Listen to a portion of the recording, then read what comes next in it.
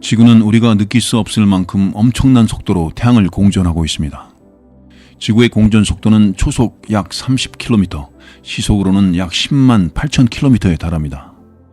이 속도는 일반적인 자동차, 비행기, 심지어 로켓의 속도와 비교할 수 없을 정도로 빠른데요. 이 정도의 속도라면 1시간에 지구 둘레의 약 2.7배를 이동하는 셈입니다. 이 거리를 비행기로 이동하려면 무려 5일 이상 걸립니다. 이렇게 지구는 엄청난 속도로 태양을 돌며 1년에 한 바퀴, 즉 365일 동안 궤도를 완성하게 됩니다. 이 속도는 단순한 숫자 이상의 의미가 있습니다. 만약 지구가 지금보다 조금이라도 느리게 움직인다면 태양의 강력한 중력에 의해 점점 끌려가 태양에 가까워질 것입니다. 반대로 지구가 조금이라도 더 빠르게 움직이면 태양의 중력에서 벗어나 멀리 날아가 버릴 수도 있습니다. 지구가 공전 궤도를 안정적으로 유지할 수 있는 이유는 이 속도가 태양의 중력과 균형을 이루고 있기 때문입니다. 즉, 지구는 중력의 구속력을 벗어나지 않으면서도 궤도를 벗어나지 않을 정도로만 빠르게 움직이고 있습니다. 지구가 태양을 중심으로 타원 궤도를 그리며 공전하는 이 일정한 속도는 지구의 생명체가 존재하는 데 매우 중요한 역할을 합니다. 공전 속도가 일정하기 때문에 우리에게 사계절이 일정한 주기로 돌아오고 계절별 기후 변화도 예측 가능한 것입니다. 지구가 초속 약 30km로 태양을 돌고 있지만 다른 행성들도 각자 고유의 공전 속도를 가지고 있습니다. 태양에 가장 가까운 수성은 지구보다 훨씬 빠른 초속 47.9km로 태양을 공전하며 반대로 태양에서 가장 멀리 떨어져 있는 해왕성은 초속 약 5.4km로 느리게 움직입니다. 태양과의 거리가 가까울수록 중력이 강해져 속도가 빠르고 멀수록 느려지는 것이죠. 지구는 이 두 극단의 중간 위치에 있기 때문에 초속 약 30km라는 적절한 속도로 태양을 공전하고 있습니다. 지구의 공전 속도가 중간 정도에 위치해 있다는 점이 지구의 환경에 큰 영향을 미치는데, 만약 지구가 수성처럼 초속 47.9km로 더 빠르게 공전한다면 지구의 하루는 지금보다 짧아질 것이며 기후변화도 더 극심해질 수 있습니다. 반대로 해왕성처럼 느린 속도로 공전한다면 사계절의 길이가 크게 달라져서 온도가 일정한 상태로 지속될 가능성이 있습니다. 지구는 태양을 완벽한 원이 아닌 타원 궤도로 돌고 있습니다. 이 때문에 지구는 태양에 가장 가까울 때와 멀리 있을 때의 거리가 다릅니다. 태양과 가장 가까울 때는 약 1억 4,700만 킬로미터, 멀어질 때는 약 1억 5,200만 킬로미터로 차이가 생기는데, 이러한 거리 차이에 의해 속도에도 약간의 변동이 생깁니다. 케플러의 제2법칙에 따라 지구는 태양에 가까울수록 공전 속도가 빨라지고 멀어질수록 속도가 느려집니다. 케플러의 법칙은 공전하는 물체가 태양에 가까울 때 속도가 더 빨라진다는 것을 설명합니다. 예를 들어 지구는 1월 초 태양에 가장 가까운 위치인 근일점에 도달하며 이때 속도가 가장 빨라집니다. 반면 7월 초에는 태양과 가장 멀리 떨어진 원일점에 위치하여 속도가 조금 느려지게 됩니다.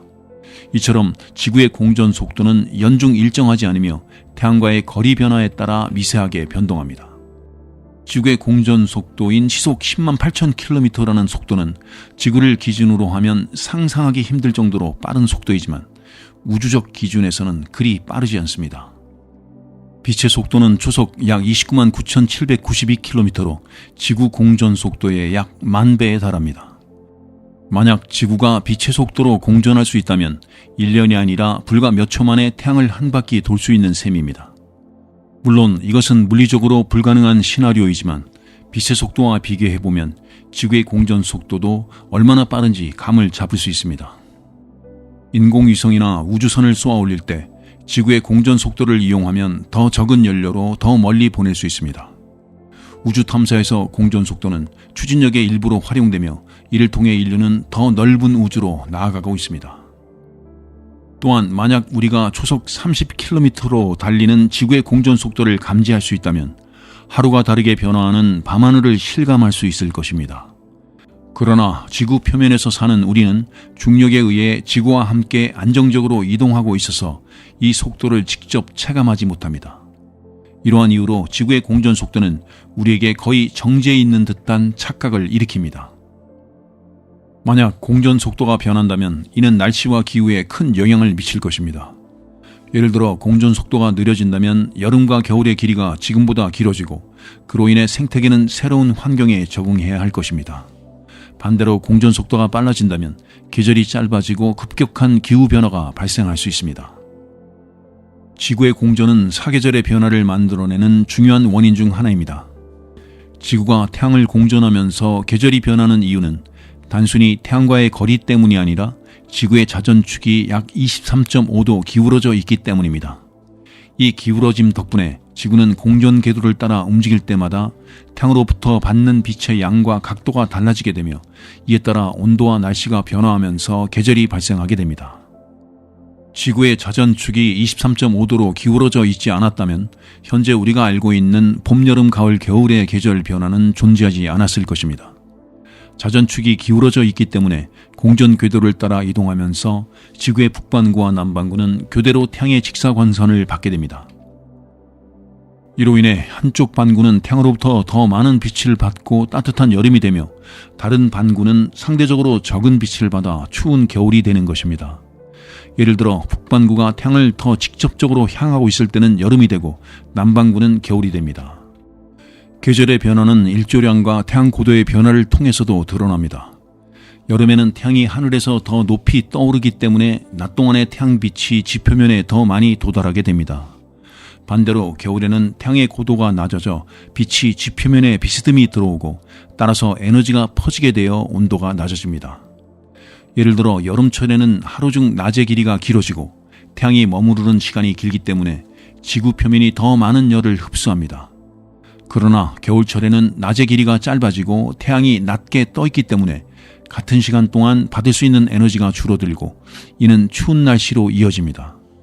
서울을 기준으로 볼 때 여름인 6월 21일에는 낮 시간이 약 14시간 35분에 달하지만 겨울인 12월 21일에는 약 9시간 24분밖에 되지 않습니다. 지구가 공전 궤도를 따라 움직이는 동안 춘분과 추분이라는 두 가지 특별한 순간이 발생합니다. 춘분과 추분은 태양이 적도 위에 위치하여 북반구와 남반구가 동일한 양의 햇빛을 받게 되는 때입니다. 춘분은 3월 20일경, 추분은 9월 23일경에 발생하며 이때 지구상의 모든 지역에서 낮과 밤의 길이가 거의 같아집니다. 이러한 춘분과 추분은 지구가 태양 주위를 공전하면서 태양과의 각도가 변화함에 따라 나타나는 현상으로 두 계절의 시작을 알리는 중요한 역할을 합니다. 북반구의 봄은 춘분부터 시작하여 여름으로 이어지고 가을은 추분부터 시작하여 겨울로 이어집니다. 이는 계절이 순환하는 주기 속에서 중요한 이정표 역할을 하는 사건들입니다. 계절의 변화는 지구상의 다양한 생태계와 농업에도 큰 영향을 미칩니다. 예를 들어 벼농사는 따뜻한 여름철에 집중적으로 이루어지며 곡물 수확은 가을에 이루어집니다. 사계절이 뚜렷한 지역에서는 계절에 따라 농작물의 종류가 다르며 생태계도 계절별로 달라집니다. 겨울에는 동물이 동면에 들어가거나 식물들이 성장 속도를 늦추며 에너지를 절약하게 되며 여름철에는 동물이 활발히 활동하고 식물이 빠르게 자라며 에너지를 흡수하게 되죠. 만약 지구의 자전축이 기울어져 있지 않았다면 극지방은 계속해서 한랭한 환경을 유지하고 적도지방은 항상 고온의 열대기후를 경험하게 됩니다. 계절이 없는 지구는 사계절을 기준으로 진화해온 생명체에게 완전히 새로운 도전이 될 것입니다. 지구의 자전축 기울기는 우연한 사건으로 인해 발생했다고 알려져 있습니다. 과거 원시지구가 행성과 충돌하는 사건으로 인해 현재의 기울기를 가지게 되었고 그 결과로 오늘날의 사계절을 경험하게 된 것이죠. 지구의 공전 궤도는 시간이 지남에 따라 변동이 발생합니다. 지구의 자전축 기울기와 공전 궤도는 매우 천천히 변화하는데 이를 통해 약 26,000년 주기로 계절의 변화가 더욱 심해지거나 완화되는 현상이 발생합니다. 이러한 주기를 밀란코비치 주기라고 부르며 지구의 기후변화에 중요한 영향을 미치는 것으로 알려져 있습니다. 이 주기에 따라 빙하기와 간빙기가 반복되며 지구의 기후가 장기적으로 변화해 왔습니다. 현재 우리가 경험하고 있는 계절 변화도 이와 같은 우주적 요인들에 의해 지속적으로 변화하고 있는 것입니다. 만약 공전 속도가 줄어들게 되면 공전 궤도와 계절, 기후, 생명체의 생존 방식까지 전반적인 변화를 겪게 될 것입니다. 공전 속도가 느려진다는 것은 지구가 태양 주위를 한 바퀴 도는데 더 오랜 시간이 걸리게 된다는 의미로 이는 1년의 길이와 계절의 길이에도 영향을 미치게 됩니다. 이러한 변화는 우리가 지금 경험하는 사계절과는 완전히 다른 기후 패턴을 만들어낼 것입니다. 겨울과 여름이 훨씬 길어지고 극단적인 기온 변화가 일어날 가능성이 커지면서 생명체의 생존 방식에도 큰 영향을 미칠 것입니다. 여름에는 폭염이 길어지고 겨울에는 혹독한 한파가 지속되는 계절적 극단화가 일어날 것입니다. 생명체들이 지금의 짧은 계절 주기에 맞춰진 생태계를 재조정해야 할 것인데, 예를 들어 식물의 경우 겨울이 길어지면 식물이 꽃을 피우거나 열매를 맺을 기회가 줄어들게 됩니다. 긴 겨울이 지속되면 일부 식물은 추위에 적응하지 못해 사라질 수 있으며, 특히 온대 지역에 서식하는 종들은 극단적인 기후 변화를 견디기 어려울 것입니다. 동물들 또한 긴 겨울 동안 먹이를 구하지 못해 멸종 위험이 커질 수 있습니다. 특히 겨울잠을 자는 동물들은 긴 겨울 동안 체내 에너지를 유지하는 데 어려움을 겪을 수 있으며 번식 주기와 생활 방식이 크게 변화하게 될 것입니다. 여름철이 길어지면 여름철 활동에 적응한 종들이 번성할 가능성이 있지만, 그 반대의 환경에 적응한 종들은 생존이 어려워질 수 있습니다. 따라서 생명체의 종 분포와 생태계 구성에도 큰 변화가 발생하게 됩니다. 대기와 해양의 흐름에도 큰 영향을 미칠 것입니다. 예를 들어 여름이 길어지면서 열대 해양에서 에너지가 지속적으로 축적되고 강한 열대성 저기압, 태풍, 허리케인 등이 더 자주 발생할 가능성이 있습니다. 반대로 겨울철에는 한파와 폭설이 길어지고 해빙이 늦게까지 유지될 수 있습니다. 바람과 해류의 순환이 달라지면서 해양의 생태계에도 변화가 올 것입니다. 지금과 다른 해양 순환으로 인해 특정 지역에서는 어류가 서식하기 어려워지고, 반대로 다른 지역에서는 어류가 번성할 수 있습니다. 지구의 공전 속도가 느려지면 태양과의 중력 관계에도 영향을 받을 수 있습니다. 현재의 공전 속도는 태양과 지구 사이의 중력 평형을 유지하는 데 중요한 역할을 합니다. 하지만 공전 속도가 느려지면 이는 공전 궤도가 바뀌어 지구와 태양 간의 거리가 달라질 수 있다는 뜻입니다. 이 변화는 지구의 환경뿐만 아니라 태양계 내 다른 행성에도 영향을 줄 수 있습니다. 지구와 태양의 중력 평형이 변화하면서 태양계 전체의 궤도와 중력 상호작용이 달라질 가능성이 있습니다. 이런 변화는 다른 행성들과의 거리나 궤도에도 영향을 줄 수 있어서 태양계 전체의 질서에도 변화를 가져올 것입니다. 공전 속도가 느려지면 지구의 자전에도 영향을 줄 것입니다. 공전과 자전은 밀접한 연관을 가지고 있어서 공전 속도가 변화할 경우 자전 속도도 영향을 받게 됩니다. 자전이 느려지면 하루의 길이가 길어지거나 밤과 낮의 길이가 달라질 수 있으며, 이는 지구의 생활 주기에 큰 변화를 가져다 줍니다. 특히 조석 현상에도 영향을 미칩니다.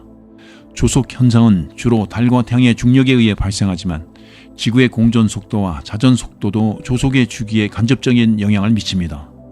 지구가 태양과 더 가까워지거나 멀어지면 조석의 강도와 빈도도 변화할 수 있으며, 이는 해안선 지역의 생태계와 인간의 활동에도 영향을 미치게 됩니다.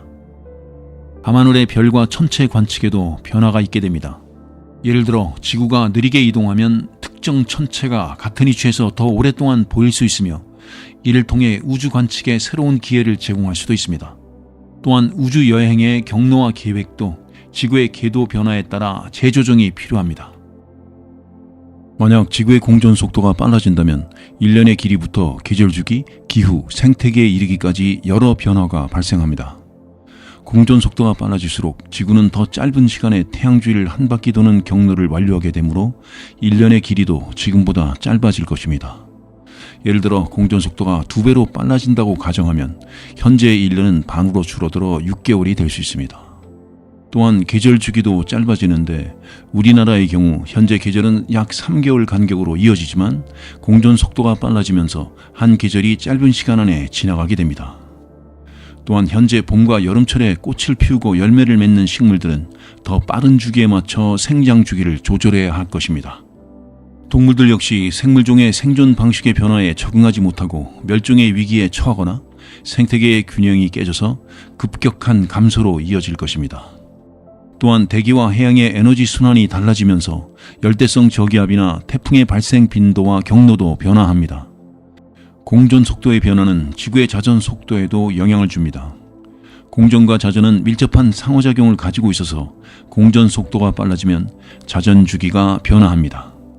자전 속도가 빨라지면 하루의 길이가 짧아지고 이는 지구의 낮과 밤의 길이에 크게 영향을 미치게 됩니다. 지구는 현재 태양으로부터 약 1억 5천만 킬로미터 떨어진 궤도를 돌고 있는데, 이 거리는 우리에게 적당한 양의 열과 빛을 제공하여 생명체가 살기에 적합한 환경을 유지하게 합니다. 그러나 만약 지구가 공전 궤도가 지금보다 더 넓어진다면, 즉 태양으로부터 더 멀어진다면 지구는 어떻게 변화할까요? 태양 복사는 거리의 제곱에 반비례하여 감소하기 때문에 지구가 현재보다 2배 더 멀어진다면 태양으로부터 받는 에너지는 4분의 1로 줄어듭니다. 극지방은 영구적인 빙하지대를 형성하게 되고, 적도 주변도 극한 한파를 겪으며 온난한 열대 환경은 사라질 것입니다. 현재는 적도에서 발생한 따뜻한 해류가 북극으로 이동하여 열을 전달하는 기후 조절 역할을 하지만, 공전 궤도가 넓어지면 이러한 열 이동이 약화되어 극지방의 기온은 더욱 낮아지게 되는 것입니다. 극지방과 고緯도 지역은 물론이고 중緯도 지역까지 빙하가 확장될 가능성이 큽니다. 많은 물이 빙하에 갇히게 되면서 현재 해안 지역은 바다로부터 멀어지고 새로운 대륙이 나타나게 됩니다. 지구가 태양 주위를 돌며 안정적으로 공전할 수 있는 이유는 바로 태양의 강력한 중력 덕분입니다. 태양은 지구를 포함한 태양계의 모든 행성을 중력으로 끌어당기고 있으며, 이러한 힘 덕분에 각 행성이 태양을 중심으로 궤도를 따라 움직일 수 있는 것입니다. 즉, 태양의 중력은 지구의 공전을 가능하게 하는 원동력입니다. 태양이 가진 강력한 중력은 지구를 일정 거리에서 당기면서도 날아가지 않도록 균형을 이루게 합니다. 만약 태양이 없다면 지구는 직선으로 우주 공간을 날아갈 것이며, 그 과정에서 태양과의 거리가 급격히 멀어지며 지구는 서서히 냉각될 것입니다. 지구가 궤도를 돌기 위해 필요한 원심력과 태양의 중력이 균형을 이루면서 일정한 거리를 유지하게 되는 것입니다. 지구의 공전에 관해서는 여기까지 하고, 지금부터는 주제를 확 바꾸어 지구의 물은 어디에서 왔는지 알아보겠습니다. 현재 우주 아저씨의 목소리는 확 쉬어버렸습니다. 지구는 표면이 약 70%의 물로 덮여 있어서 푸른 행성이라고도 불립니다. 이 물은 생명의 기원과 진화에 깊게 관련되어 있으며, 그 중요성 때문에 생명의 존재 가능성을 탐색하는 행성 또는 달에서는 물의 존재를 주요 기준으로 삼습니다.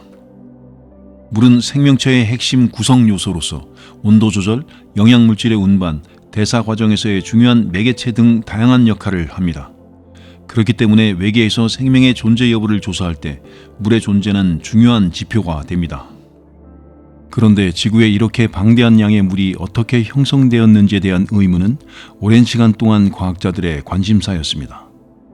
여러 가설과 연구가 제시되었는데, 그중 일부는 지구 초기의 화산 활동으로 인해 대기 중에 물기가 존재하게 되었고, 이 물기가 냉각되면서 물로 변화되었다는 것입니다. 또 다른 주요 가설은 우주의 천체, 특히 소행성이나 해성 등이 지구에 충돌하면서 물을 지구에 전달했다는 것입니다. 해성과 소행성은 물뿐만 아니라 유기물질을 함유하고 있을 수 있으며, 이러한 충돌로 인해 지구에 필요한 물과 유기물질이 공급되었다는 추측도 있습니다. 표준 이론에 따르면 지구의 초기 형성 단계에서는 현재와 같이 방대한 양의 물을 가지고 있지 않았습니다. 초기 지구는 고온이었으며 이 환경에서는 물이 안정적으로 존재하기 어려웠을 것입니다. 이러한 초기 지구는 수많은 미행성들이 서로 충돌하고 합쳐지면서 형성되었습니다. 이렇게 형성된 지구는 물이나 대기와 같은 것들을 별도로 가지고 있지 않았다고 여겨집니다. 지구의 물의 기원에 대한 연구는 지난 수십 년 동안 꾸준히 이어져 왔습니다. 그 중에서도 혜성이 지구의 바닷물 형성에 기여했다는 가설은 큰 주목을 받아왔습니다. 최근 연구 결과에 따르면 이전에 생각했던 것보다 혜성이 지구의 바닷물 형성에 훨씬 큰 역할을 했을 수 있다는 증거가 나타났습니다. 물의 기원을 파악하기 위한 주요 방법 중 하나는 물 분자의 듀테륨 비율을 분석하는 것입니다. 듀테륨은 표준 수소보다 한 개의 중성자가 더 있는 무거운 수소 원자로, 물 분자의 수소 원자 중 일부가 듀테륨으로 구성될 수 있습니다. 물 분자 내의 듀테륨의 수와 표준 수소의 수의 비율인 DH 비율은 물의 기원과 그 형성 과정에 따라 다르게 나타나기 때문에 물의 출처를 알아내는 중요한 지표로 활용됩니다. 과학자들은 지난 수년 동안 여러 해성에서 추출된 물 샘플의 DH 비율을 분석했습니다. 그 결과 대부분의 해성에서 나온 물의 DH 비율은 지구의 바닷물보다 2배에서 3배가량 높게 나타났습니다. 이러한 결과로부터 지구의 바닷물 중 약 10%만이 해성으로부터 기원한 것으로 여겨졌습니다. 기존의 연구에서는 해성의 DH 비율이 그 해성의 출처, 즉 카이퍼벨트 혹은 오르트 구름과 같은 지역에 따라 다를 것이라는 가설이 제시되었습니다. 그러나 연구팀은 이번 분석을 통해 그러한 가설이 정확하지 않다는 것을 발견했습니다. 사실 해성의 출처와 그 DH 비율 사이에는 명확한 관련성이 존재하지 않는 것으로 나타났습니다. 연구팀의 최근 분석 결과는 매우 흥미로웠습니다. 그들은 해성의 핵을 둘러싼 코마의 얼음 알갱이와 해성의 표면 얼음층에서 나온 물의 비율이 해성의 DH 비율을 결정한다는 것을 발견했습니다. 이러한 연구 결과를 토대로 연구팀은 해성의 DH 비율이 실제로는 지구의 대양과 매우 유사할 수 있으며 과거에 해성이 지구에 더 많은 양의 물을 전달했을 가능성을 제기하였습니다. 지구의 물에 관해서는 여기까지 하고 지금부터는 타임슬립에 대해 알아보겠습니다. 타임슬립이란 개인 또는 집단이 예기치 않게 현재 시간에서 과거나 미래의 다른 시점으로 이동하는 현상을 의미합니다. 이러한 이동은 일반적으로 사전에 계획되거나 의도된 것이 아니며 개입된 사람들에 의해 제어될 수 없는 초자연적 혹은 비과학적인 방식으로 표현됩니다. 타임슬립은 주로 과학소설이나 판타지 문학에서 찾아볼 수 있는 클리셰로 주인공이 어떠한 설명 가능한 기계나 기술의 도움 없이 시간 속에서 미끄러지듯 이동하는 상황을 다룹니다. 이 개념은 의도적으로 시간을 여행하는 타임머신을 사용하는 시간여행과는 구분되며 타임슬립 과정은 대부분 작품 속에서도 그 원리가 설명되지 않는 미스터리로 남습니다. 여기서 클리셰란 반복적인 사용으로 인해 원래의 힘이나 참신함을 잃어버린 진부한 표현이나 개념을 의미합니다. 이 용어는 뻔한 줄거리, 예상 가능한 성격 묘사, 진부한 수사법 등 예술과 문학에서 자주 남용되는 기법이나 주제에도 사용되며 대체로 부정적인 맥락에서 쓰입니다. 타임슬립이란 말은 상당히 환상적인 개념입니다. 우리가 살고 있는 세계는 시간이라는 일직선상에서 앞으로만 흘러가는 것으로 인식됩니다. 지금 이 순간이 지나면 과거가 되고 우리가 살아가면서 만나게 될 미래는 항상 현재의 다음에 위치해 있죠. 그런데 타임슬립이란 말은 이러한 시간의 흐름을 뛰어넘는 현상을 가리킵니다. 이 개념은 사람이나 물체가 의도하지 않게 그리고 설명할 수 없는 방식으로 시간 속에서 미끄러져 다른 시간대로 이동하는 것을 의미합니다. 마치 강물을 따라 떠내려 가다가 어느 순간 다른 강으로 갑자기 옮겨진 것처럼 말이죠. 판타지나 과학소설 장르에서는 이런 현상을 종종 다루곤 합니다. 예를 들어 어느 날 갑자기 자신이 살던 시대에서 수백 년 전으로 가게 된 주인공의 이야기를 상상해 보십시오. 그 주인공은 그 시대의 사람들과 소통을 해야 하고 그 시대에 맞는 생활을 해나가야 할 것입니다. 이는 단순히 주변 환경이 바뀌는 것을 넘어서 사회적 규범, 언어, 기술 수준 등 모든 것이 다른 세계로 갑자기 이동한 것과 같은 충격을 경험하게 됩니다. 타임슬립과 비슷해 보일 수 있는 또 다른 개념은 타임머신을 이용한 시간여행입니다. 하지만 두 개념 사이에는 분명한 차이가 있습니다. 타임머신을 사용한 시간여행은 주인공이 특정 기계나 기술을 이용하여 의도적으로 시간 속의 다른 지점으로 이동하는 것이죠. 타임슬립과는 달리 이 경우 주인공은 자신이 시간을 여행하는 과정을 제어하고 어느 정도 이해하고 있는 상태입니다. 타임슬립의 개념은 19세기의 유명한 작가 마크 트윈이 쓴 아스왕 궁정의 코네티컷 양키를 통해 처음 소개되었다고 일반적으로 여겨집니다. 이 소설에서 주인공은 갑작스럽게 중세로 이동하게 되는데 이 이동은 그의 의지와는 전혀 상관없이 일어납니다. 그는 갑작스러운 시간여행을 제어할 수도 없고 그 원인을 이해할 수도 없는 상황에 놓이게 됩니다. 타임슬립은 아동문학에서도 매우 인기 있는 테마입니다. 아이들은 자연스럽게 상상력을 발휘하여 자신만의 몸을 꿈꿀 수 있기 때문에 시간을 넘나드는 이야기는 그들에게 무한한 가능성을 제공합니다. 그러나 이런 타임슬립 이야기에서 주인공이 경험하는 시간여행의 원리는 대개 독자에게 설명되지 않습니다. 이는 타임슬립이 가진 가장 큰 매력 중 하나일 수 있는데 바로 그 미스터리 때문에 이야기가 더욱 흥미로워지기 때문입니다. 이처럼 타임슬립은 과학적인 근거보다는 상상력과 창의력을 자극하는 개념입니다. 현재의 과학기술로는 시간을 건너뛰는 것이 불가능하다고 여겨지지만 이러한 판타지적 요소는 문학과 영화 그리고 다양한 이야기 속에서 사람들에게 즐거움을 선사합니다.